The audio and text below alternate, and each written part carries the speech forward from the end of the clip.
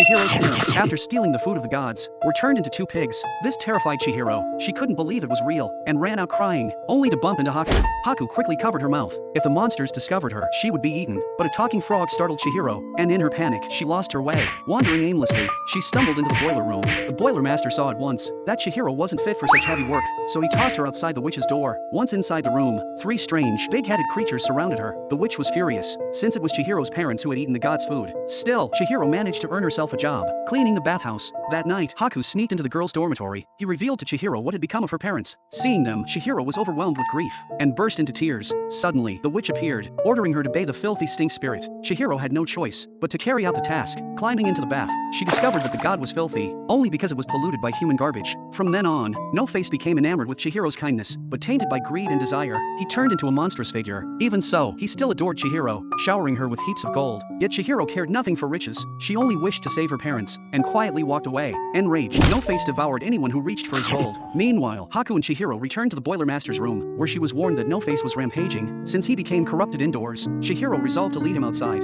Once in the open, No-Face quickly calmed down, sitting quietly at Chihiro's side. On the train, all the other passengers appeared translucent, symbols of the passers-by in our lives. They rode from day to night, until only Chihiro and No-Face remained. This train journey was one way only. Just like life itself, there is no return ticket. From the moment we are born, we ride the train, moving endlessly through the ocean of time. At each stop, people get on and off. We meet and we part, and when someone dear to us must leave, though reluctant, we must be grateful for the time shared. No-Face was like Chihiro's knight, while Haku was her prince. When the prince arrives, the knight must gracefully step aside. At the witch's house, Chihiro had to identify her parents among 12 pigs before she could leave. She knew with certainty that her parents were not there. In the end, Chihiro and her family left that world. Her parents turned back into humans, but they lost all memory of what had happened. Only Chihiro remembered it was real. The kind boiler master, the silent devotion of No-Face, and the boy she loved, Haku, and she believed one day they would meet again.